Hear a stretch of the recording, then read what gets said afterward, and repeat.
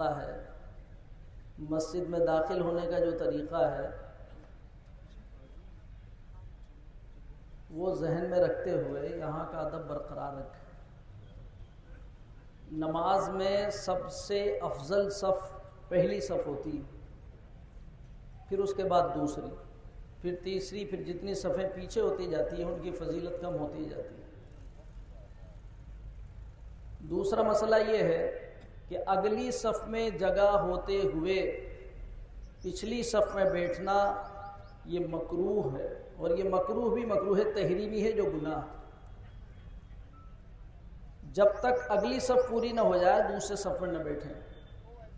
اب جو لوگ اپنی اپنی چادریں لے کر کے آ رہے ہیں وہ بھی لائننگ کا خیال رکھیں، کیونکہ آپ کی چادر کی سائزیں الگ الگ ہیں، کسی کی 4 فٹ چوڑی ہے، کسی کی 5 فٹ چوڑی ہے، کسی کی 6 فٹ چوڑی ہے۔ مسجد میں تو جانماز ایک ہی سائز کی ہوتی ہے، تو صفیں بگڑے نہیں، اور آپ سائے دیکھ دیکھ کر کے اور کہیں بھی بیٹھ جاتے ہیں تو یہ عید کی نماز اگر سائے میں ہی ہونی ہوتی تو حضور صلی اللہ تعالیٰ علیہ وسلم آبادی سے باہر جا کر میدان میں ادا نہیں کرتے۔ سایہ تو آپ کے گھر پہ بہت ہے، اے سی لگا ہوا، وہاں خوب سائے میں بیٹھنا۔ آج تو اللہ کی رحمت کے سائے میں بیٹھو، بس سنت یہی ہے کہ کھلے میدانوں ہی میں ہوئی ہے عید کی نماز، اسی لیے عیدگاہ کہیں بھی چھت والی آپ کو نظر نہیں آئے گی۔ تو یہاں یہ پیڑوں اور پتوں کی چھائے نہ ڈھونڈیں آپ، بلکہ صفوں کی ترتیب کا خیال رکھیں، تاکہ آپ آئے ہیں نیکی کمانے کے لیے، ثواب حاصل کرنے کے لیے، تو پورا پورا ثواب حاصل کریں۔ الحمدللہ رب العالمین، والصلاة والسلام على سید الانبیاء والمرسلین وعلى آلہ الطیبین واصحابہ الطاہرین، اما بعد۔ اعوذ باللہ من الشیطان الرجیم، بسم اللہ الرحمن الرحیم۔ قل بفضل اللہ وبرحمتہ فلیفرحوا ذلک خیر مما یجمعون، صدق اللہ العظیم۔ اللہ اکبر، اللہ اکبر، لا الہ الا اللہ، اللہ اکبر، اللہ اکبر وللہ الحمد۔ اللہ اکبر، اللہ اکبر، لا الہ الا اللہ، اللہ اکبر، اللہ اکبر وللہ الحمد۔ اللہ اکبر، اللہ اکبر، لا الہ الا اللہ، اللہ اکبر، اللہ اکبر وللہ الحمد۔ آئیے حصول برکت کے لیے ہم سب مل کر ہمارے آقا و مولا مکی و مدنی دولہا حضور احمد مجتبیٰ محمد مصطفیٰ صلی اللہ تعالی علیہ وآلہ وسلم کی بارگاہ میں درود پاک کا نذرانہ پیش کر لیں۔ سب مل کے پڑھیں، اللہم صلی علی سیدنا و مولانا محمد معدن الجود والکرم وآلہ وصحبہ وبارک وسلم، صلاة و سلاما علیک یا رسول اللہ صلی اللہ تعالی علیہ وسلم۔ اللہ تبارک و تعالیٰ کا شکر و احسان کہ اس نے ہمیں مسلمان بنایا، ایمان والا بنایا، اپنا عبادت گزار بنایا، اور کروڑوں لاکھوں لا تعداد رحمتیں نازل ہو اللہ کے محبوب صلی اللہ تعالیٰ علیہ وسلم پر، کہ جن کے ذریعہ سے ہمیں ہدایت ملی اور جن کی غلامی میں داخل ہو کر کے ہم مسلمان کہلائے، مومن کہلائے، اور ہزاروں رحمتیں ان کے آل اور ان کے اصحاب پر کہ جن کے ذریعہ سے ہمیں اسلام ملا، جنہوں نے بڑی دیانتداری اور امانت داری کے ساتھ ایمان اور اسلام کی اس عظیم دولت کو جو مصطفیٰ جان رحمت صلی اللہ تعالیٰ علیہ وسلم سے حاصل کی تھی آئندہ نسلوں کے اندر منتقل کی، اور وہ ایمان کی دولت نسلاً بعد نسل، قرناً بعد قرن، بغیر کسی کاٹ چھانٹ کے پوری حفاظت کے ساتھ، اپنی پوری اوریجنلٹی کے ساتھ آج وہ دین ہماری نگاہوں کے سامنے ہے۔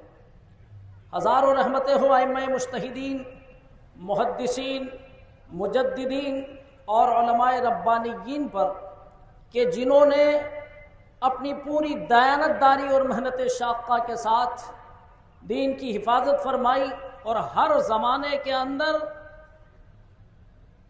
موجودہ چیلنجز کا مقابلہ کرتے ہوئے مسلمانوں کو شریعت مصطفی صلی اللہ تعالی علیہ وسلم پر گامزن رکھا۔ رمضان المبارک اسلامی سال کا 9واں مہینہ ہے، جس کے پورے مہینے کے روزے اللہ نے ہمارے اوپر فرض فرما دیے۔ نماز تو غیر رمضان میں بھی فرض ہے، رمضان میں بھی فرض۔ جو لوگ خالی رمضانی نمازی بنتے ہیں انہیں یہ سوچنا چاہیے کہ نماز صرف رمضان کے لیے نہیں ہے، بلکہ سال کے 12 مہینے ہر دن جب سے بالغ ہوئے، جب سے اس وقت تک جب تک کہ تمہاری عقل اور زندگی سلامت ہے، فرض ہے۔ عقل اور زندگی 2 لفظ یاد رکھیے۔ جب عقل چلی جائے تو پھر نماز معاف، ہوش و حواس ختم ہو جائے تو نماز معاف، اور جب روح نکل جائے تو کوئی نماز نہیں۔ جو لوگ نماز نہیں پڑھتے اور ہیلے بہانے کرتے رہتے ہیں، الٹے سیدھے فارمولے لوگوں کو بتاتے رہتے ہیں، وہ گویا کہ اپنی نجاست کے اوپر چاندی کا ورق لگا کر کے یہ سمجھانے کی کوشش کرتے ہیں کہ ہم بھی بہت اونچی چیز ہیں۔ بے نمازی فاسق ہے، گنہگار ہے، جہنم کا حقدار ہے، وہ کبھی نیکوکار پرہیزگار اللہ والا نہیں بن سکتا۔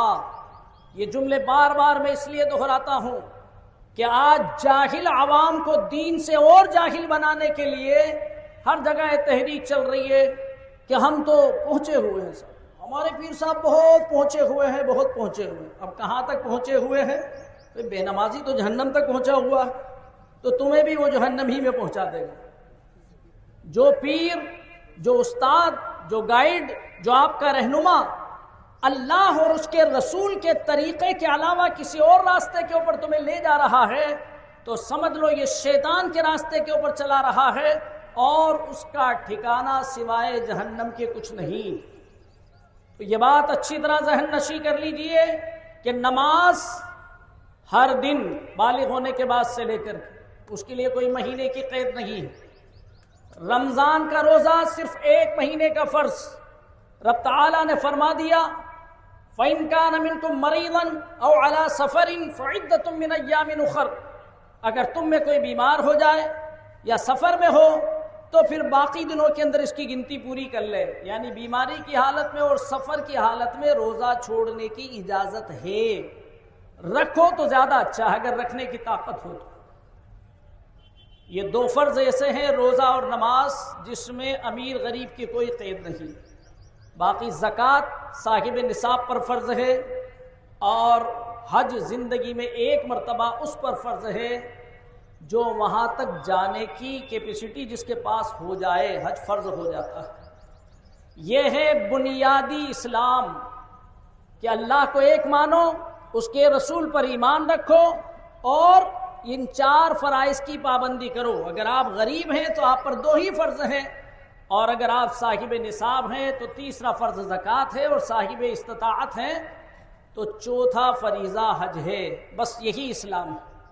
باقی اور جو تمام خرچے، جو تمام رسومات ہم نے بنا رکھی ہے، اس کے بارے میں شریعت کا اصول یہ ہے کہ کوئی بھی آپ کا رسم، کوئی بھی آپ کا رواج، کوئی بھی آپ کا طریقہ اگر کتاب و سنت سے ٹکراتا ہے تو وہ گناہ ہے، اور اگر کتاب و سنت سے نہیں ٹکراتا ہے تو وہ جائز ہے۔ آپ کر لیں تو گنہگار نہیں ہوں گے۔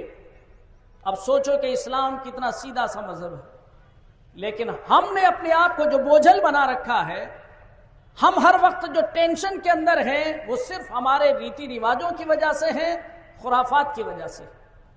روزے کی فرضیت کا مقصد اللہ تعالیٰ نے صاف بیان فرما دیا، لعلکم تتقون، تم میں تقوی پیدا ہو، پرہیزگاری پیدا ہو، خدا کا خوف پیدا ہو، بدیوں سے بچنے کا عملی جذبہ پیدا ہو۔ رمضان کے مہینے میں تم پر جو چیزیں حلال تھی وہ بھی روک دی جاتی ہے طلوع صبح صادق سے غروب آفتاب تک، تاکہ تمہاری آزمائش ہو کہ ہم رب تعالیٰ کے کتنے فرمانبردار بندے ہیں۔ اور وفادار غلام کا یہی تقاضا ہے کہ اس کا مالک جو خوب نعمتیں دیتا ہے اگر روک دے تو رک جانا چاہیے۔ تو یہی ایک آزمائش ہے جس کا نام روزہ ہے، یہی ایک ٹریننگ ہے جس سے تقوی ملتا ہے، جس سے پرہیزگاری ملتی ہے، جس سے خدا کا خوف ملتا ہے، جس سے یہ عقیدہ پختہ ہوتا ہے کہ کوئی دیکھے یا نہ دیکھے میرا رب مجھے دیکھ رہا ہے۔ تو بڑے خوش نصیب وہ لوگ ہیں جنہوں نے رمضان کے روزے رکھے اور نیکیاں کی، عبادتیں کی۔ اب یہ عملی ٹریننگ جو آپ کو ملی ہے اس کو آپ کنٹینیو کیجئے اور آپ آگے بھی اس پر مداومت اختیار کیجئے اور اس کے اوپر عمل کرتے رہیے۔ 5 وقت کی نماز یہ کوئی بوجھ نہیں ہے۔ اگر آپ کے پاس وقت ہے، ممکن ہے، تو آپ مسجد میں جا کر کے با جماعت ادا کیجیے، اور اگر کسی وجہ سے آپ نہیں جا سکتے ہیں تو پھر جہاں ہیں وہیں سر جھکا لیں۔ اگر وقت کم ہے تو صرف فرض پڑھ لیں اور 3 وتر واجب نماز آپ کی ہو گئی۔ سفر میں، حضر میں، ہر جگہ بڑی آسانیاں اسلام نے دی کہ سفر میں تو ڈسکاؤنٹ دے دیا کہ 4 فرض کو 2 ہی پڑھ لیں۔ اب 2 رکعت نماز میں کتنا سا ٹائم لگتا ہے، مگر مزاج بناؤ گے تب جا کر کے ہمارا ذہن عبادتوں کی طرف مائل ہوگا۔ عزیزان ملت اسلامیہ، رمضان کے روزے رکھے اور اللہ تبارک و تعالیٰ نے پھر ہمیں یہ عید الفطر کا دن عطا فرمایا جو بڑا متبرک دن ہے۔ وہب ابن منبہ کی ایک روایت کے مطابق جب عید کا دن آتا ہے تو اللہ کے فرشتے فرش کے اوپر اتر جاتے ہیں، زمین پر اتر جاتے ہیں۔ وہ ہمیں نظر نہیں آتے، لیکن وہ گلی کے کونے کونے پر کھڑے ہو کر، شاہراہوں پر کھڑے ہو کر کے یہ اعلان کرتے ہیں، لوگوں چلو چلو اس رب کی بارگاہ میں جو بہت زیادہ دینے والا ہے، چلو اس رب کی بارگاہ میں جو کسی کو محروم نہیں کرتا ہے۔ اور جب لوگ آتے ہیں اور عیدگاہ میں نماز ادا کر کے، اس کی بارگاہ میں سجدہ شکر ادا کر کے واپس لوٹتے ہیں تو وہ فرشتے خدا کی بارگاہ میں عرض کرتے ہیں، مولا ان کے ساتھ تو نے کیا سلوک فرمایا؟ تو رب تعالیٰ فرماتا ہے، میں نے ان سب کو بخش دیا۔ پھر فرشتے انہیں مبارکباد دیتے ہیں، لوگوں لوٹو اپنے گھروں کو اس حال میں کہ اللہ تبارک و تعالیٰ نے تمہارے سارے گناہ معاف فرما دیے۔ عزیزان ملت اسلامیہ، یہ بھی ایک روایت ہے کہ جب عید کا دن آتا ہے تو شیطان بدحواس ہو کر کے چلاتا ہے۔ شیطان کا مطلب شیطانوں کا سردار، جسے ابلیس کہا جاتا ہے، وہ چلاتا ہے بدحواس ہو کر کے، تو اس کی ساری ٹیم اس کے آس پاس اکٹھی ہو جاتی ہے۔ جو دیگر شریر جن ہیں جنہیں شیطان کہا جاتا ہے، یہ تمام شیطانوں کا سردار ہے، اس کا نام ہے ابلیس۔ وہ پوچھتے ہیں، میرے آقا آپ کے ساتھ کیا ہو گیا؟ آپ تو مہاشکتی ہیں، پوری دنیا میں آپ کا بے ایمانی کا اور برائی کا نیٹ ورک چلتا ہے، آج کیا تکلیف پہنچی کہ آپ چلا رہے ہو؟ تو ابلیس کہتا ہے کہ ہم تو مہینے بھر کے لیے قید میں ڈال دیے تھے، اب لوگ نیکیوں میں لگ گئے، نمازیں پڑھنے لگے، روزے رکھنے لگے، گناہوں سے بچنے لگے، لیکن آج ہم سب آزاد ہوئے ہیں۔ یہ تو آپ نے سن رکھا ہوگا کہ رمضان کے مہینے میں شیاطین قید میں جکڑ دیے جاتے ہیں۔ اب آج ہم آزاد ہو گئے، اب میں تمہیں یہ حکم دے رہا ہوں کہ نکل جاؤ اور ان سب کو واپس بدی کے اندر لگا دو۔ یہ نیکی میں لگ گئے تھے، مسجدوں میں چلے گئے تھے، خدا کی بارگاہ کی طرف مائل ہو گئے تھے، واپس تم اپنا کام کرو اور انہیں اللہ کی بارگاہ سے دور ہٹا دو۔ عزیزان ملت اسلامیہ، ایسا لگتا ہے کہ شیطان کامیاب ہے اپنے مشن کے اندر، اور اس کا مشن ابھی بھی عروج کے اوپر ہے۔ آج ظہر کی نماز میں اپنی اپنی مسجدوں میں جانا اور دیکھنا کہ وہ نمازیوں کا جو سیلاب تھا وہ کہاں چلا گیا، پھر اس کے بعد عصر اور مغرب اور عشاء میں دیکھنا، اور جمعۃ الوداع آپ نے کل پڑھی لیا، اب اگلا جمعہ دیکھ لینا، اس سے پتہ لگے گا کہ واقعتاً شیطان اپنے مشن میں کامیاب ہے، اور اس نے اپنی ٹیم کو اور اپنی ذریت کو روئے زمین پر پھیلا دیا کہ ان کی گردنیں پکڑ لو، اب انہیں لگا دو عید ملن سماروہ کرنے پر، کہیں پکنک، کہیں پارٹیاں، کہیں فارم ہاؤس پر تفریح گاہیں، کہیں ناچ، کہیں کود، کہیں ڈانس، کہیں شرارتیں، کہیں حماقتیں، کہیں جہالتیں، ان کو ایسا لگا دو کہ پھر یہ مسجد کی طرف نہیں جا رہا۔ لگ رہا ہے نا ایسا آپ کو کہ واقعتاً شیطان اپنے مشن میں کامیاب ہے۔ اب میں آپ سے پوچھتا ہوں کہ اپنے اس دل سے پوچھو، اپنے ضمیر سے پوچھو جس میں ایمان ہے، کہ ہمیں اللہ کو راضی رکھنا ہے، رحمان کو راضی رکھنا ہے، یا شیطان کو راضی رکھنا ہے؟ اگر آپ نے شیطان کو راضی رکھنے کا کام کیا تو پھر دیکھ لو اس کا ٹھکانہ جہنم ہے، اور اگر رحمان کو راضی رکھنے کا کام کیا تو سمجھ لو اللہ تعالیٰ تمہارے اوپر وہ فضل خاص فرمائے گا کہ جس کا تم اندازہ بھی نہیں کر سکتے۔ تو عزیزان ملت اسلامیہ، یہ رمضان کی بڑی فضیلتیں ہیں، یہ سب آپ نے اپنے اماموں سے اور اپنے مبلغوں سے، اپنے مقرروں سے مسجدوں میں سنا ہوگا کہ روزہ جو ہے وہ سپر ہے، یعنی جہنم سے بچنے کی ایک ڈھال ہے۔ پھر پیارے آقا علیہ الصلوۃ والسلام نے فرمایا جب تک اس ڈھال کو پھاڑا نہ جائے، کہ یہ ڈھال پھٹتی کیسے ہے؟ صحابہ کرام نے عرض کیا تو آپ صلی اللہ علیہ وسلم نے فرمایا کہ گناہ کی وجہ سے، لاپرواہیوں کی وجہ سے۔ تو روزے کو بھی ہر طرح کی خرافات سے بچا کر کے رکھنا چاہیے، اور جب ماہ رمضان المبارک گزر گیا تو پھر ہمیں اس بات کی خوشی منانا چاہیے کہ اللہ نے کرم فرمایا کہ ہمیں اس نے رمضان المبارک کا متبرک اور بابرکت مہینہ عطا فرمایا۔ بس ایک فضیلت اس تعلق سے عرض کر کے میں بات کو آگے بڑھاتا ہوں۔ پیارے آقا علیہ الصلوۃ والسلام نے فرمایا کہ رمضان اور قرآن قیامت کے دن دونوں حشر کے میدان میں دونوں شفاعت کریں گے، اور دونوں کی شفاعت قبول کی جائے گی۔ رمضان اور قرآن دونوں شفاعت کریں گے۔ روزہ کہے گا اے مولا تیرے اس بندے کو میں نے کھانے پینے اور نفسانی لذتوں سے روک دیا تھا، میری سفارش اس کے حق میں قبول فرما اور اسے جنت میں داخلہ عطا فرما۔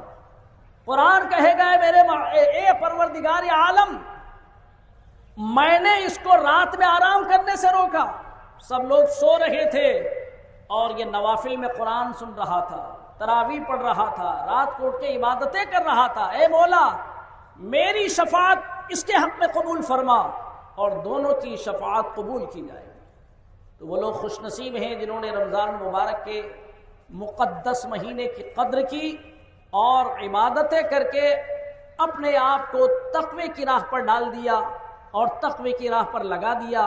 اللہ تعالی ہمیں اب شیطان کے حملوں سے بچائے اور اسی تقوی کی راہ پر چلنے اور اپنے آخرت کو بہتر بنانے کی توفیق عطا فرمائے۔ عزیزان ملت اسلامیہ، یہ عید الفطر کا نورانی اجتماع ہے، لوگ آ رہے ہیں اور مجمع بڑھتا چلا جا رہا ہے۔ آپ حضرات سے یہ بھی گزارش کرتا جاؤں گا کہ آپ اسی طریقے سے ترتیب بنائیں کہ پیچھے والوں کو کوئی دقت نہیں آئے۔ الحمدللہ یہ عیدگاہ جس کو جب آباد کیا گیا تھا تو 50-60 آدمی یہاں نماز پڑھ رہے تھے، آج الحمدللہ یہ 6 بیگھہ کی باؤنڈری کم پڑ جاتی ہے، لوگ روڈ پہ بھی جا کر کے نماز پڑھتے ہیں۔ تو یہ کرم ہے اللہ تبارک و تعالیٰ کہ اللہ کا کرم ہے کہ اس نے دلوں میں یہ بات ڈالی کہ اس کے گھروں کو آباد کیا جائے۔ بڑے دور و دراز سے آپ چل کر کے آئے ہیں، انشاءاللہ یہ قدم جو آپ کے یہاں آنے کے لیے اٹھے، جتنی مسافت آپ نے طے کی، جتنی دوری سے آپ آئے، اللہ تعالیٰ ہر قدم پر نیکی عطا فرمائے گا۔ اس لیے مستحب یہ ہے کہ آپ جس راستے سے آئے ہیں اب جائیں تو راستہ بدل لیں، تاکہ وہ راستہ بھی تمہاری نیکی کا گواہ ہو جائے اور دوسرا راستہ بھی تمہاری نیکی کا گواہ ہو جائے۔ عزیزان ملت اسلامیہ، اس موقع پر کچھ پیغام بھی آپ حضرات کو دینے ہوتے ہیں جنہیں آپ توجہ سے سنیں۔ آج ایک عجیب بے چینی پوری دنیا کے اندر پائی جا رہی ہے، کہیں سکون نہیں، دولت ہے سکون نہیں، اے سی لگا ہوا ہے سکون نہیں ہے، گاڑیاں اچھی ہے سکون نہیں ہے، ڈپریشن کے مریض دن بدن بڑھتے چلے جا رہے ہیں، ساری سہولتیں ہونے کے باوجود سکون نہیں۔ اور وہ یہ بے چینی صرف اپنے گھروں میں نہیں، محلوں میں بھی، شہر میں بھی، صوبے میں بھی، ملک میں بھی، پورا عالم اس وقت بے چینی کا شکار ہے۔ میں آپ کو ایسے موقع پر مصطفیٰ جان رحمت صلی اللہ تعالی علیہ وسلم کی بارگاہ سے عطا فرمائے ہوئے اصول دینا چاہتا ہوں۔ اے لوگو، اگر عالمی امن چاہتے ہو، وشو شانتی استھاپت کرنا چاہتے ہو، اگر یہ چاہتے ہو کہ ہمارا گھر بھی امن کا گہوارہ بنے اور پوری دنیا بھی امن کا باغ بن جائے، تو مصطفیٰ جان رحمت صلی اللہ علیہ وسلم کی صرف ایک حدیث پاک میں آپ کے سامنے رکھتا ہوں جس کے اوپر توجہ فرمائیں۔ پیارے آقا علیہ الصلاۃ والسلام ارشاد فرماتے ہیں فَأَتُوا كُلَّ ذِي حَقٍّ حَقَّهُ۔ یہ ایک طویل حدیث ہے، میں بالکل اس کا ایک مختصر جملہ آپ تک پہنچا رہا ہوں۔ فَأَتُوا كُلَّ ذِي حَقٍّ حَقَّهُ، ہر حق والے کو اس کا حق ادا کرو۔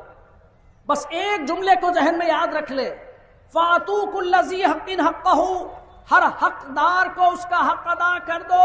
اگر اس کے اوپر عمل پیرا ہو جائے تو پوری دنیا کے اندر امن و شانتی کا ماحول بن سکتا ہے۔ اس لیے کہ جہاں بھی اضطراب ہے، جہاں بھی بے چینی ہے، جہاں بھی بم اور گولے چل رہے ہیں، جہاں ٹکراؤ ہو رہے ہیں، جہاں اسٹرائک ہو رہی ہے، جہاں ایجیٹیشن چل رہے ہیں، یہ سب کب ہوتے ہیں؟ جب کسی کا حق دبایا جاتا ہے۔ اگر ہم اس کا حق ادا کر دیں تو ہر جگہ امن و شانتی کا ماحول بن جائے گا۔ مگر اس حدیث پاک کا میں تھوڑا پس منظر یعنی شان ورود بھی عرض کر دیتا ہوں، پہلے اس کو سمجھیں اور بڑی تسلی سے میرے ان جملوں کو آپ اپنے دل کے گہرائی میں اتاریں اور دماغ سے غور و فکر کر کے اس کو پریکٹیکل لائف میں لانے کی کوشش کریں۔ سرکار صلی اللہ تعالیٰ علیہ وسلم کی بارگاہ میں ایک صحابی کا تذکرہ ہو۔ صحابہ اکرام عرض کرنے لگے، یا رسول اللہ فلاں صحابی رات دن مسجد میں رہتے ہیں، خالی عبادت کے علاوہ کوئی کام نہیں، بس صرف ذکر و اذکار ہی میں لگے رہتے ہیں۔ پیارے آقا علیہ الصلوۃ والسلام نے فرمایا کہ انہیں بلاؤ۔ بلایا گیا۔ جب سرکار صلی اللہ علیہ وسلم کے سامنے پیشی ہوئی تو مصطفیٰ جان رحمت صلی اللہ تعالیٰ علیہ وسلم نے بجائے اس کی تعریف کرنے کے اس سے فرمایا، وَإِنَّ لِزَوْجِكَ عَلَيْكَ حَقًّا وَإِنَّ لِزَوْرِكَ عَلَيْكَ حَقًّا وَإِنَّ لِإِبْنِكَ عَلَيْكَ حَقًّا وَإِنَّ لِرَبِّكَ عَلَيْكَ حَقًّا او كما قال النبی صلی اللہ تعالیٰ علیہ وسلم۔ پیارے آقا علیہ الصلوۃ والسلام اس عبادت گزار صحابی سے فرماتے ہیں کہ میرے صحابی، تیرے اوپر تیری بیوی کا بھی حق ہے، تیرے اوپر تیرے دوست و احباب ملنے جلنے والوں کا بھی حق ہے، تیرے اوپر تیری اولاد کا بھی حق ہے، تیرے اوپر تیرے ماں باپ کا بھی حق ہے، اور تیرے اوپر تیرے رب کا بھی حق ہے۔ فَآتُوا كُلَّ ذِي حَقٍّ حَقَّهُ، ہر حق والے کو اس کا حق ادا کرو۔ پتہ یہ چلا کہ مصطفیٰ جان رحمت صلی اللہ علیہ وسلم کی تعلیمات ایسی تعلیم ہے کہ صرف مسجد کے کونے میں بیٹھ کر کے تسبیح گھما لے نہیں کا نام عبادت نہیں ہے۔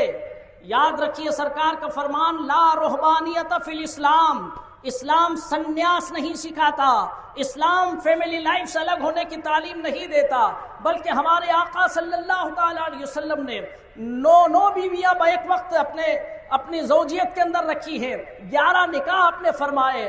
آپ بچوں کے باپ بھی ہیں، آپ بیویوں کے شوہر بھی ہیں، آپ تاجر بھی ہیں، آپ معاملات کو بھی نبھا رہے ہیں، پڑوسیوں کے ساتھ اچھے حقوق بھی ادا کر رہے ہیں، خدا کی بارگاہ میں سر بھی جھکا رہے ہیں، اور میدان کارزار میں خدا اور اس کے رسولوں کے دشمن سے مقابلہ بھی کر رہے ہیں، قتل و قتال بھی کر رہے ہیں۔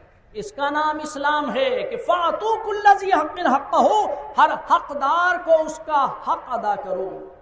تو پتہ چلا کہ صرف عبادت کر لینا ہی ہم پر فرض نہیں ہے، بلکہ معاملات کو بھی نبھانا فرض ہے، بیوی کا حق بھی ادا کرنا فرض ہے، اولاد کی تربیت بھی تمہارے پر فرض ہے۔ اور پھر اتنا ہی نہیں کہ صرف فرمایا ہو، بلکہ اس کے لیے اصول بھی مرتب فرما دیے۔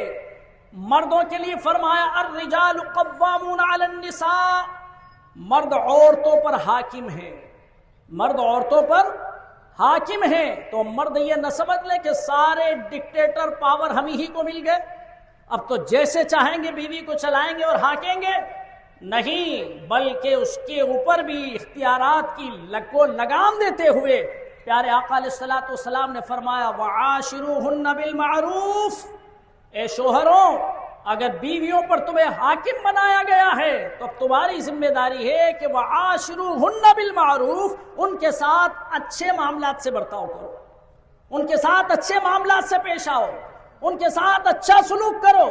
تو بتائیے، جہاں مرد کو اس بات کا پاور دیا گیا، اور یہ تو ہوتا ہے، آپ خود ہی سمجھیے، جیسے آج کل یہ نعرہ دیا جاتا ہے کہ عورت کو بھی مرد کے دوش بدوش لے آؤ، برابر اور سمانتا دو، تو میں آپ سے ایک بات پوچھنا چاہتا ہوں کہ کسی اسٹاف کے اندر اگر 5 آدمی ہو تو کوئی نہ کوئی ایک انچارج ہوتا ہے۔ پیارے آقا علیہ الصلوۃ والسلام نے فرمایا کہ جب تم 3 آدمی کہیں سفر کر رہے ہو تو 3 میں سے ایک کو اپنا امیر چن لو، اس سے ڈسپلین رہے گا، سسٹم رہے گا، اب اس کا حکم مانو، اس کی اطاعت کرو، جو وہ حکم دے اس کو مان لو۔ اب تینوں الگ راستہ بتانا شروع کر دیں گے الگ الگ، تو پھر جگہ جگہ جھگڑا ہوگا اور پورے سفر میں بھی ٹینشن بڑھ جائے گی۔ تو بتائیے، زندگی کے سفر کے اندر بھی جب فیملی میں 4 5 6 ممبر ہیں تو کوئی نہ کوئی ایک ادھیکاری ہونا چاہیے نا، جس کا حکم چلے، تبھی سسٹم بنے گا۔ ورنہ پھر کسی بھی ڈپارٹمنٹ کے اندر کام صحیح نہیں ہو سکتا۔ تو چونکہ یہ صلاحیت مرد میں زیادہ ہوتی ہے کہ وہ باہر کے حالات، مشکل معاملات، ان سب سے نپٹنے کی صلاحیت بنسبت عورت کے زیادہ رکھتا ہے، اس لیے اللہ تعالیٰ نے حکم دیا الرجال قوامون علی النساء، اے عورتوں یہ مرد تمہارے اوپر حاکم ہیں، ان کا حکم مانو۔ پیارے آقا علیہ الصلوۃ والسلام نے فرمایا کہ خدا کے علاوہ اگر کسی اور کو سجدہ کرنے کی اجازت دیتا تو عورتوں کو حکم دیتا کہ وہ اپنے شوہروں کو سجدہ کرے، لیکن اسلام میں خدا کے علاوہ کسی کو سجدہ نہیں۔ تو عزیزان ملت اسلامیہ، دونوں کو اصول اور پابندیوں کے اندر جکڑ دیا۔ اولاد کو حکم دیا فلا تقل لهما اف ولا تنهرهما، اپنے ماں باپ سے اف تک مت کہو، یعنی اونچی آواز سے بھی مت بولو، ایسی بولی بھی مت نکالو جس سے ان کو تکلیف پہنچے۔ اتنا حکم بیٹے کو دیا کہ اپنے باپ کے سامنے اونچی آواز سے بھی نہ بولے۔ اور ماں کے لیے تو فرمایا الجنت تحت اقدام امہاتکم، جنت تو تمہاری ماؤں کے قدموں کے نیچے ہے، یعنی تم ان کو راضی کر لو اللہ تمہیں جنت عطا فرما دے گا۔ مگر ماں باپ کو بھی حکم دیا فاعدلوا بین اولادکم واتقوا اللہ واعدلوا بین اولادکم، اللہ سے ڈرو اور اپنی اولاد کے درمیان انصاف کرو۔ ایسا نہیں کہ ذرا سی ٹینشن ہوتے کہہ دو کہ میں نے تجھے اپنی جائیداد سے برخاست کر دیا، بے دخل کر دیا، یہ بہت بڑے گناہ کی بات ہے۔ آپ کہیں گے کیسے؟ جو بچہ آپ کے گھر میں پیدا ہوا ہے وہ اللہ نے بھیجا ہے، اور جیسے ہی وہ پیدا ہوا وہ آپ کا وارث ہے، اللہ نے تمہارے مال میں اس کا حصہ مقرر کر دیا ہے، اس میں کوالٹی ہو یا نہ ہو۔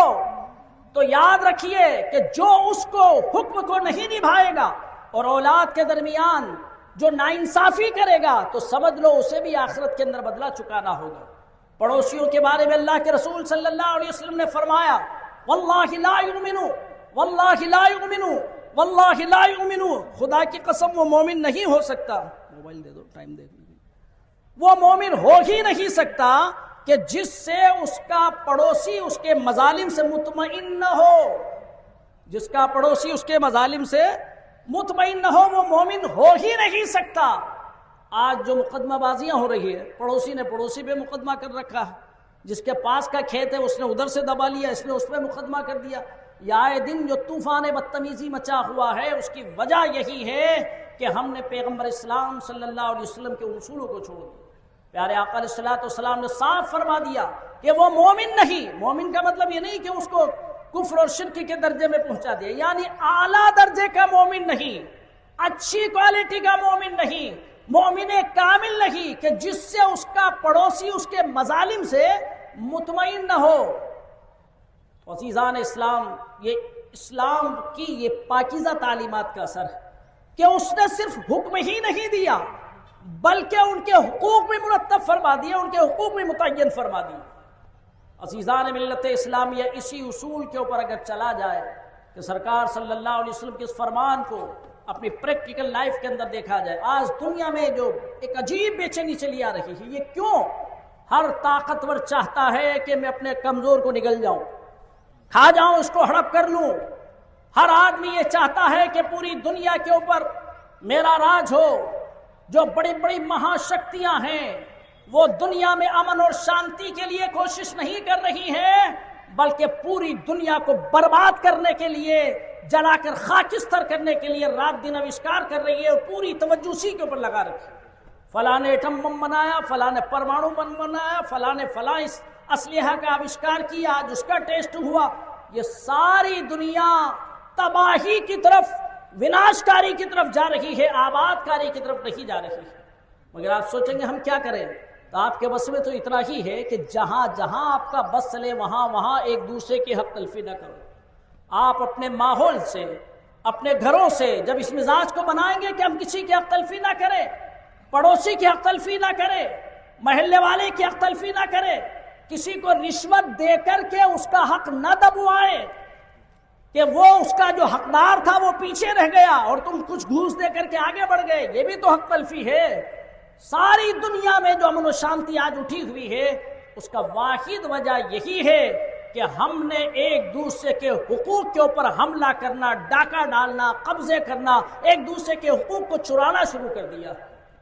یاد رکھیے اگر کوئی کتنا ہی بڑا عابد و زاہد ہو، متقی اور پرہیزگار ہو، کئی حج کر رکھے ہوں، 50 عمرے کر رکھے ہوں، سجدے کے نشان بڑے بڑے پیشانی پر بنا لیے ہوں، لیکن کل میدان محشر میں اگر حقوق العباد کے بارے میں وہ پھنس گیا تو یہ ساری عبادتیں اس کی برباد اور رائگاں چلی جائیں گی۔ اس بارے میں ایک حدیث پاک سنیے، اللہ کے رسول صلی اللہ تعالیٰ علیہ وسلم نے ایک مرتبہ صحابہ کرام سے فرمایا کہ سب سے بڑا مفلس کون؟ تو صحابہ کرام نے عرض کیا جس کے پاس درہم و دینار نہ ہو۔ بھئی آپ بھی یہی کہیں جس کے پاس پیسہ نہیں ہو وہ سب سے بڑا مفلس، کیونکہ پیسے سے تو سارے کام حل ہو جاتا ہے۔ تو پیارے آقا علیہ الصلوۃ والسلام نے فرمایا کہ نہیں، سب سے بڑا مفلس وہ نہیں، سب سے بڑا مفلس وہ ہے، آپ بغور سنیے اس حدیث پاک کو، کہ کل میدان محشر میں ایک شخص نامہ اعمال تلنے کی جو ترازو ہے، میزان عمل اس کے پاس لایا جائے گا۔ اب وہ یہ سمجھا ہوگا کہ میرے دائیں ہاتھ میں تو اتنی نیکیاں ہیں، اتنے حج ہیں، اتنے صدقے ہیں، اتنے خیرات ہیں، اتنے عمرے ہیں، اتنی نمازیں ہیں، کافی نیکیاں میرے پاس، تو ابھی نیکی کا بلہ بھاری ہو جائے گا۔ اور جیسے ہی اس کو میزان عمل کے قریب لایا جائے گا کہ ایک لمبی لائن وہاں لوگوں کی لگ جائے گی، اور وہ آ کر کے بارگاہ خداوندی میں عرض کریں گے مولا اس کا ہمارے اوپر حق نکلتا ہے، کیا حق تھا، کیا حق تھا تمہارا؟ یہ مالدار تھا، میں اس کے نوکری کرتا تھا، اس نے میری تنخواہ دبا لی۔ کوئی آئے گا کہے گا میرے پڑوس میں اس کا مکان تھا، میں کمزور تھا، اس نے مکان بنایا، میری اتنی زمین دبا لی۔ میرے پاس میں اس کا کھیت تھا، اس نے میری زمین دبا لی۔ کوئی کہے گا کہ اس نے مجھے مارا، مجھے ڈانٹا، مجھے گھورا، میری پٹائی کروا دی، میرے ساتھ ایسا ایسا کیا، میں کمزور تھا مولا، بدلہ نہیں لے سکا۔ لیکن آج کا دن جو کہ یوم الجزا ہے، جو مالک یوم الدین تو ہے مولا، آج میں اس کا بدلہ چاہتا ہوں، مجھے اس کا بدلہ عطا فرما، مجھے اس دن کا انتظار تھا۔ رب تعالیٰ فرشتوں سے فرمائے گا کہ ان سے پوچھو اور ان کے حقوق کی ادائیگی کرنا شروع کرو۔ فرشتے عرض کریں گے مولا کوئی تو پیسے مانگ رہا ہے، کوئی زمین مانگ رہا ہے، اب یہ سب تو دنیا ہی میں رہ گئے، اب کیسے ادائیگی ہو، یہ سب تو دنیا میں چھوڑ آیا، دنیا تو ختم ہو چکی، اب تو آخرت کی منزل میں آ گئے۔ تو رب تعالیٰ فرمائے گا کہ اس کے نامہ اعمال میں جو گناہ ہیں، نیکیاں ہیں، وہ جو بڑا نیکیوں کا ذخیرہ لے کر کے آتا ہے، اس کے نامہ اعمال میں جو نیکیاں ہیں، ان نیکیوں سے حق مانگنے والوں کے حقوق کو ادا کر دو۔ یعنی جو زمین مانگ رہا ہے نیکیوں سے پیمنٹ کر دو، جو پیسہ مانگ رہا ہے اس کا بھی نیکیوں سے پیمنٹ کر دو۔ عالم یہ ہوگا کہ مانگنے والے مانگتے جا رہے ہیں اور ادھر اس کی نیکیوں سے ادائیگی ہو رہی ہے، بیلنس اس کا کم ہوتے ہوتے ہوتے ہوتے ساری نیکیاں ختم، بیلنس نل ہو جائے گا، اور مانگنے والے ابھی بھی باقی کھڑے۔ فرشتے عرض کریں گے مولا کچھ بچا ہی نہیں، اس کے پاس کس چیز سے ادائیگی ہو؟ رب تعالیٰ فرمائے گا قسم ہے میرے عزت و جلال کی کہ میں ان حق مانگنے والوں کو انصاف دوں گا، حق دلواؤں گا۔ ارشاد باری تعالیٰ ہوگا اے فرشتوں، حق مانگنے والوں کے نامہ اعمال کے اندر جو گناہ ہیں وہ گناہ اس کے نامہ اعمال کے اندر ٹرانسفر کر دو، اس طرح سے حق مانگنے والوں کو ان کا حق ادا کر دو۔ اللہ اکبر۔ اب آپ بتائیے کتنی نیکیاں لے کر کے وہ شخص پہنچا تھا، مگر حق والوں کی ادائیگی میں وہ ساری نیکیاں بھی گئی، اور نیکیاں تو گئی جو گئی، ان کے گناہ بھی نامہ اعمال میں لد گئے۔ پیارے آقا علیہ الصلوۃ والسلام فرماتے ہیں کہ اس سے بڑھ کر کوئی مفلس نہیں، اس سے بڑھ کر کوئی مفلس نہیں کہ دنیا سے نیکیاں لے کر کے آیا تھا، خوب عبادتیں کی تھی، مگر بندوں کے حقوق کے اندر گرفتار تھا، اس لیے آخرت میں اس کی ساری نیکیاں لٹ گئی اور وہ جہنم کے اندر ڈال دیا گیا۔ عزیزان ملت اسلامیہ، میں آپ کو آج یہ پیغام دینا چاہتا ہوں کہ اسلام صرف نماز، روزہ، حج، زکوٰۃ اور عبادت ہی کا نام نہیں ہے، بلکہ اسلام یہ سکھاتا ہے فَأْتُوا كُلَّ ذِي حَقٍّ حَقَّهُ، ہر حقدار کو اس کا حق ادا کر دو۔ یعنی ہمارے معاملات بھی اچھے ہو، لین دین بھی اچھی ہو، تجارت کے اندر بھی بے ایمانی نہ ہو، معاملات کے اندر بھی بے ایمانی نہ ہو، کہیں اگر ہم نوکری اور ڈیوٹی کر رہے ہیں اس کو ایمانداری کے ساتھ پورا نبھائیں، کسی کے مال میں خیانت نہ کریں، کسی کے مال پر قبضہ نہ کریں۔ یہ اصل میں ایمانی زندگی ہے، مومنانہ زندگی ہے۔ اور یہ کیسے پیدا ہوتا ہے یہ مزاج؟ رب تعالیٰ نے فرمایا لعلکم تتقون، تمہارے اوپر روزہ اسی لیے فرض کیا گیا تم میں تقوی پیدا ہو۔ روزے ہی سے کیوں تقوی پیدا ہوتا ہے؟ تقوی تو نماز سے بھی پیدا ہوتا ہے، تقویٰ تو زکوٰۃ سے بھی پیدا ہوتا ہے، تقویٰ تو حج سے بھی پیدا ہوتا ہے، مگر روزہ تقویٰ پیدا کرنے کی ایک اسپیشل ٹرننگ ہے کہ روزے دار کا یہ مضبوط یقین اور ایمان ہوتا ہے کہ کوئی دیکھے یا نہ دیکھے خدا مجھے دیکھ رہا۔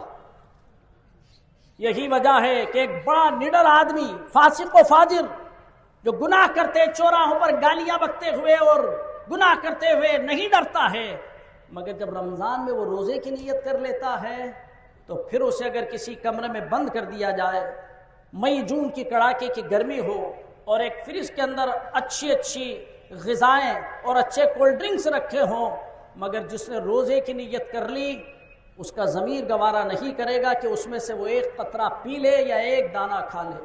کیوں؟ کون ہے جو اسے روک رہا ہے؟ کون ہے جو اس کے اوپر پہرا دے رہا ہے؟ لعلکم تتقون، یہ روزہ ہے جس نے تمہارے دل کو پرہیزگار بنا دیا، جس نے تمہارے دل کو اللہ سے ڈرنے والا بنا دیا۔ اور جب وہ تقوی دل کے اندر پیدا ہوا تو وہ تنہائی کے اندر بھی گناہ سے بچ رہا ہے، اور جب یہ ٹریننگ ہو جائے گی تو انشاءاللہ مجمع عام کے اندر بھی گناہ کرنے سے بچے گا۔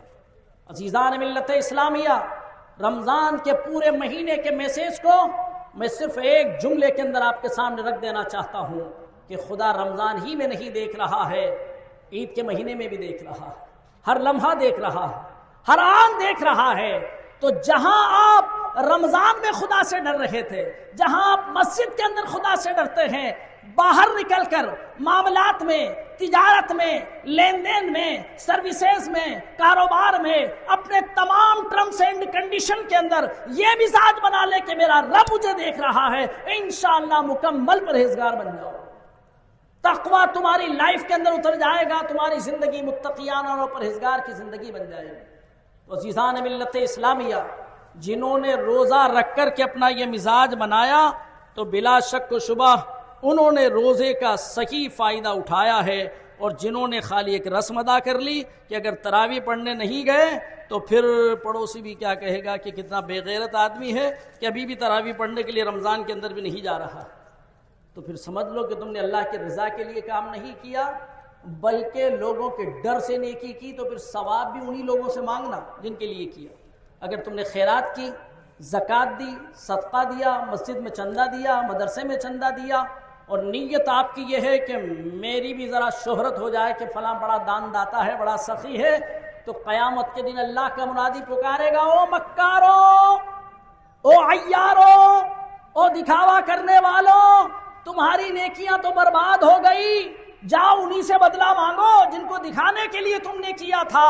اگر اللہ کے لیے کرتے تو آج وہ تمہیں وہ بدلہ عطا فرماتا کہ اس کی کوئی مثال ہی نہیں ہو سکتی۔ تو عبادات کو اگر دکھاووں کے لیے کیا ہے تو آخرت میں کچھ نہیں، اور رب کی رضا کے لیے کیا ہے تو پھر تنہائی میں بھی رب کی رضا کے لیے سوچو، اور مجمع عام کے اندر بھی رب کی رضا کے لیے سوچو۔ یہ الگ بات ہے کہ بندہ کوئی نیکی کرتا ہے تو وہ نیکی مانا جاتا ہے، اس کی نیکی کی شہرت بھی ہو جاتی ہے، لوگ اس سے متقی ہی سمجھتے ہیں، مگر ہم یہ مزاج نہ بنائیں کہ میری نیکی کا چرچا ہو۔ میں نے حج کر لیا تو اب لوگ مجھے حاجی صاحب ہی کہیں، اسی لیے ہم جیسے ہی حج کر کے واپس لوٹیں گے سب سے پہلا کام کریں گے اپنی نیم پلیٹ چینج کروائیں گے، اور اس کے اوپر لکھوائیں گے حاجی، زیڈ سے لکھوائیں گے، جی سے نہیں لکھوائیں گے، حاجی نہیں لکھوائیں گے، حاجی۔ اور پھر جب بھی نام بتائیں گے تو پہلے حاجی صاحب بتائیں گے، تو پھر تو نمازی بھی کہہ دے گا کہ میرا نام نمازی عبد الکریم، کیا آپ کا نام کیا ہے؟ کہ نمازی روزے دار عبد القدوس۔ تو پھر کیا حال ہوگا؟ آج کل حج اور عمرے کو کیسا ڈرامہ بنا ڈالا لوگوں نے۔ عمرہ کیا ہے؟ ایک نفلی عبادت، 1 مہینے پہلے سے دعوتیں کھانا چالو اور 2 مہینے بعد تک کھاتے رہتے اور سب نمازیں چھوڑتے رہتے، جماعت کی بھی کوئی پرواہ نہیں۔ یہ الگ بات ہے کہ آپ نے حج کیا تو لوگ اعزازاً آپ کو حاجی ہی کہیں گے، لیکن آپ کی نیت یہ نہیں ہونا چاہیے۔ تو گفتگو کا خلاصہ یہ ہے کہ جو کام کریں صرف اللہ کی رضا کے لیے۔ دوسرا میسیج آج کا یہ ہے کہ اگر آپ چاہتے ہیں کہ آپ کا گھر، آپ کا ملک، آپ کا شہر اور پوری دنیا امن و شانتی کا گہوارہ بن جائے تو پھر ایک ہی راستہ ہے، فَآتُوا كُلَّ ذِي حَقٍّ حَقَّهُ، ہر حقدار کو اس کا حق ادا کرو۔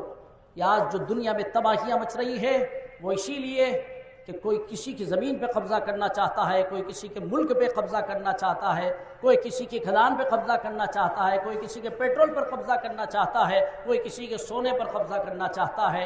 حق تلفی کا ایک ورلڈ لیول کے اوپر ابھیان چل رہا ہے، اس لیے پوری دنیا کے اندر اشانتی پھیلی ہوئی ہے۔ اللہ تبارک و تعالیٰ توفیق عطا فرمائے کہ ہم ایک دوسرے کے حقوق کو پہچانیں۔ لوگ آ رہے ہیں ابھی، اور وقت کے لیے تو ہم اتنا ایڈورٹائز پبلسٹی پرچار کر دیتے ہیں، مگر پتہ نہیں کیا مزاج بن گیا ہمارا کہ وقت کی پابندی میں ہم سمجھتے ہی نہیں، جبکہ 5 وقت کی نماز ہمیں پنچولیٹی سکھاتی ہے، وقت کی پابندی سکھاتی ہے۔ بہرحال اب آئیے عید الفطر کے متعلق طریقہ اور کچھ باتیں عرض کر دیتا ہوں۔ جو لوگ صاحب نصاب ہیں ان کے اوپر فطرہ بھی واجب ہے کہ وہ عیدگاہ آنے سے پہلے اس کو ادا کر دیں تو مستحب ہے، بعد میں بھی ادا کریں گے تو ادا ہی کہلائے گا، وہ قضا نہیں کہلائے گا۔ فطرہ کیا ہے؟ گھر میں جتنے ممبر ہیں سب کے اوپر فطرہ واجب نہیں ہوتا۔ جو صاحب نصاب ہے اس کو اپنی اور اپنی نابالغ اولاد کی طرف سے فطرہ ادا کرنا۔ بیوی کا فطرہ شوہر پر نہیں ہے، اس لیے کہ وہ صاحب نصاب ہے تو وہ خود اس کے اوپر واجب ہو گیا، اور اگر وہ صاحب نصاب نہیں ہے تو اس کا فطرہ آپ پر واجب نہیں۔ جو آپ کی اولاد جوان ہو گئی، بالغ ہو گئی، ان کا فطرہ آپ پر نہیں ہے، اگر وہ صاحب نصاب ہیں تو ان پر فطرہ ہے۔ لیکن لوگوں کو بڑی عجیب سی لگتی ہے، ہمارا کام ہے قانون بیان کرنا، رواج بیان نہیں کرتے، ہم قانون بیان کرتے ہیں۔ ضامن تو سب کا ہی دیتے ہیں تو اچھی بات ہے، اگر آپ نے سارے گھر کے ممبروں کو دے دیا تو بہت اچھی بات ہے کہ غریب کا بھی بھلا ہوا، جن پر واجب تھا ان کا واجب ادا ہو گیا، اور جن پر واجب نہ تھا ان کی طرف سے وہ نفلی صدقہ ہو گیا۔ اور نفلی صدقے کے بارے میں سرکار صلی اللہ علیہ وسلم نے فرمایا الصدقۃ ترد البلاء وتطفئ غضب الرب، صدقہ بلاؤں کو ٹال دیتا ہے اور اللہ تعالیٰ کے غضب کو ٹھنڈا کر دیتا ہے۔ پیارے آقا علیہ الصلوۃ والسلام نے فرمایا کہ بلا صدقے کو نہیں پھلانگتی، یعنی جس نے صدقہ کر دیا تو اس نے اپنے آس پاس ایک باؤنڈری بنا لی، اب بلا اس صدقے کو نہیں پھلانگتی۔ تو صدقے میں سب سے فرض صدقہ جو ہے وہ زکوٰۃ ہے۔ زکوٰۃ بھی ایک صدقہ ہے مگر یہ فرض ہے، صدقہ فطر یہ واجب، تو اس کو ادا کرنا چاہیے۔ جنہوں نے نہیں ادا کیا وہ بعد میں ادا کرنا۔ اچھا، ہمارے ایک چلن یہ بن گیا ہے کہ بس یہ پوچھتے ہیں کہ صاحب کتنے کا ہے فطرہ؟ کہیں کا 80 روپے کا، وہ فلاں کمیٹی والے تو 60 ہی لے رہے تھے، تم 80 کیوں لے رہے ہو؟ وہ وہیں جھگڑ کرنا شروع کر دیں، جیسے ایسا لگ رہا ہے کہ مارکیٹ میں کمپٹیشن چل رہا ہو۔ اب سنیے، پیارے آقا علیہ الصلوۃ والسلام نے صدقہ فطر کے لیے 4 چیزیں بیان فرمائی: گیہوں، جو اور خشک انگور، چاہے وہ منقع ہو یا کشمش ہو، اور کھجور۔ اور پھر فرمایا کہ گیہوں 2 کلو 47 گرام، جو اس کا ڈبل 4 کلو 100 گرام مان لیجیے، منقع یہ بھی اس کا ڈبل، کھجور بھی ڈبل۔ اب ہمارے یہاں کیا ہے کہ ابھی تو فطرے کے اندر بھی یہ تلاش کرتے پھر رہے ہیں کہ گھر میں BPL کے گیہوں رکھے ہو نا تو وہ دے دو تاکہ وہ سستے میں کام چل جائے، اور وہ کمیٹی والے اتنا لے رہے تھے، وہ کمیٹی والے اتنا۔ کپڑے کی دکان پر جائیں گے تو وہاں دیکھیں گے سب سے اچھا برانڈیڈ، سب سے نئی سٹائل کا ہو وہ دکھائیے ہم، اور جب فطرے کا مطلب آئے گا تو یا تو BPL کے گیہوں ڈھونڈیں گے یا 50-60 روپے کم ریٹ کہاں لگ رہی ہے۔ تو جس طرح آپ عید منانے کے لیے اپنے انتظام آپ کے الگ الگ ہوتے ہیں آپ کی کوالٹی کے مطابق، تو اس مسئلے کو اچھی طرح سے سنیے۔ اگر اللہ نے آپ کو استطاعت دی ہے تو گیہوں سے آگے بڑھیں، جو ادا کرے، یعنی جو کی قیمت ادا کرے، کیونکہ وہ ڈبل دینا ہوگا۔ یہ 2 کلو 47 گرام تو وہ اس کا ڈبل آپ کو دینا ہوگا، یعنی 4 کلو اور 94 گرام، سیدھا اس کو 100 گرام ہی مان لیجیے۔ اور اللہ نے استطاعت دی ہے تو کھجور سے ادا کیجیے، اور اگر اللہ نے استطاعت دی ہے تو کشمش اور منقع سے ادا کیجیے۔ اب آپ کے ذہن میں ایک سوال پیدا ہو رہا ہے کہ اگر چاولوں سے ادا کر دیا تو، گیہوں سے ادا کر دیا تو اگر غلوں میں ادا کریں گے تو یہ 4 ہی چیزیں ہیں، اور اگر آپ کسی اور چیز سے ادا کرتے ہیں تو پھر قیمت کا اعتبار ہوگا کہ کم سے کم 4 کلو اور 50 گرام کی، 2 کلو 45 گرام 47 گرام جو مقدار ہے فطرے کی اس کے برابر ہو جانا چاہیے۔ تو یہ فطرے کا میں نے مسئلہ بیان کر دیا۔ اب نماز کا طریقہ سنیں، پھر اس کے بعد انشاءاللہ کھڑے ہو کر نماز شروع کر دیں گے۔ عید کی نماز ایسی ہی ہے جیسے کہ 2 رکعت نماز ہم نفل پڑھتے ہیں، سنت پڑھتے ہیں، فجر کے فرض پڑھتے ہیں۔ اس نماز میں اور اس نماز میں بس ایک فرق ہے کہ اس میں 6 تکبیریں زیادہ کہنی پڑتی ہے۔ وہ 6 تکبیریں واجب ہے. جب امام تکبیر کہے تو مقتدی بھی کہے، لیکن امام بلند آواز سے کہے، مقتدی آہستہ آواز سے کہیں. اور میں ہر بار اعلان کرتا ہوں کہ یہ لاؤڈ اسپیکر آج کی ایجاد ہے، اس کا کوئی بھروسہ نہیں ہے بیچ میں فیل ہو جائے. اس لیے جو سرکار کی سنت کریمہ ہے مکبر کھڑا کرنا، وہ سنت آج بھی برقرار رکھیں گے. جو حضرات اس مجمع کے اندر اس لائق ہیں کہ جو نماز پڑھا دیتے ہیں اپنی نماز، چاہے وہ کہیں کا امام ہو یا نہ ہو، لیکن جن کی نماز درست ہے، جو نماز کے مسائل جانتے ہیں، ان سب سے میری گزارش ہے، بالخصوص جو امام اور مؤذن حضرات یہاں پر ہیں، وہ میری تکبیر کے بعد وہ بھی تکبیر بلند کریں کہ کہیں اگر مشنری فیل ہو جائے تو سب کی نمازیں درست ہوتی رہیں. تو وہ بھی تکبیر بلند کریں اور مکبر کھڑے کرنے کی جو سنت ہے وہ بھی برقرار رہے. نیت نام ہے دل کے ارادے کا. لوگ یہ پوچھتے ہیں صاحب نیت کیا ہے؟ نیت دل کے ارادے کا نام ہے. آپ نے کچھ نہیں کہا، بس نیت ہے کہ میں عید کی نماز پڑھ رہا ہوں امام صاحب کے پیچھے، اللہ اکبر، نماز شروع ہو گئی. آپ اگر زبان سے کہیں تو اتنا کہہ لے نیت کی میں نے 2 رکعت نماز واجب عید الفطر کی 6 زائد تکبیروں کے ساتھ اللہ کے واسطے پیچھے اس امام کے منہ میرا کعبہ شریف کی طرف اللہ اکبر. زبان سے کہہ لیں تو اچھا ہے، ورنہ دل کی ارادے ہی کا نام نیت ہے. اگر زبان سے بولنے میں کبھی چوک ہو جاتا ہے کہ فجر کی جگہ ظہر نکل گئی، ظہر کی جگہ مغرب نکل گئی، تو ٹینشن میں آ جاتا ہے آدمی. 2 رکعت کی جگہ 4 نکل گیا تو زبان اگر چوک بھی جائے تو اس کا اعتبار نہیں، دل کے ارادے کا اعتبار. تو جیسے ہی نماز شروع ہوگی اللہ اکبر، ناف کے نیچے ہاتھ باندھ لیں اور سب ثنا پڑھیں.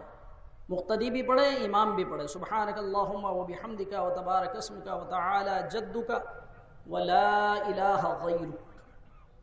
اس کے بعد پھر تکبیر ہوگی اللہ اکبر، کانوں تک ہاتھ اٹھائیں اور ہاتھوں کو نیچے لٹکا دیں.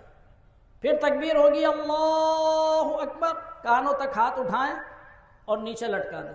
پھر تکبیر ہوگی اللہ اکبر، آپ کانوں تک ہاتھ اٹھائیں اور ناف کے نیچے باندھ لیں. یہ پہلی رکعت. اب امام قرات کریں گے، آپ تمام سنیں گے. اچھی طرح سمجھ لیجئے، پہلی تکبیر میں ثنا پڑھنی ہے، دوسری تکبیر میں ہاتھ لٹکا دینا، تیسری تکبیر میں ہاتھ لٹکا دینا، اور چوتھی تکبیر میں آپ کو ہاتھ باندھ لینا ہے. تو ایک تکبیر تو ہونی ہی تھی ہر نماز کے مطابق، 3 تکبیریں ایکسٹرا جو تھی وہ ہو گئی. اس طرح سے امام کے پیچھے قرات نہیں کرنی، آپ کو خاموش رہنا ہے، آواز آئے تو بھی، نہ آواز آئے تو بھی. پھر رکوع کریں گے، سجدے کریں گے. ایک رکعت ہو گئی. دوسری رکعت میں سورہ فاتحہ اور قرات سننے کے بعد پھر تکبیر ہوگی اللہ اکبر، کانوں تک ہاتھ اٹھائیں اور لٹکا دیں. دوسری تکبیر اللہ اکبر، کانوں تک ہاتھ اٹھائیں اور لٹکا دیں. تیسری تکبیر ہوگی اللہ اکبر، پھر کانوں تک ہاتھ اٹھائیں اور لٹکا دیں. پہلی رکعت میں 2 مرتبہ ہاتھ لٹکایا تھا اور تیسری تکبیر میں ہم نے قرات سنی تھی. بعد والی رکعت میں، دوسری رکعت میں 3 مرتبہ ہاتھوں کو لٹکا دینا ہے. جب چوتھی تکبیر ہوگی اللہ اکبر تو پھر آپ رکوع میں چلے جائیں اور نماز پوری کریں. نماز کے بعد خطبہ سنیں، خطبہ سننا بھی سنت ہے. اس کے بعد دعا ہوگی. اللہ تبارک و تعالیٰ سب کو عید المبارک کی برکتیں عطا فرمائے. جنہوں نے رمضان میں اعتکاف کی ہے ان کے اعتکاف قبول فرمائے، جنہوں نے روزے رکھے ان کے روزے قبول فرمائے. الحمدللہ کہ اعتکاف کا بھی ایک اچھا ماحول بنا ہے، ورنہ بچپن میں ہم دیکھا کرتے تھے کہ ڈھونڈے سے کوئی اعتکاف کرنے والا نہیں ملتا تھا. اب آپ کھڑے ہو جائیے، اپنی صفیں درست کر لیجیے، کندھے سے کندھا ملا لیجیے. آپ صرف اپنے کندھے اور ٹخنے پر دھیان رکھیں، سب درست ہو جائے گی اپنے آپ. ٹخنے برابر ہوں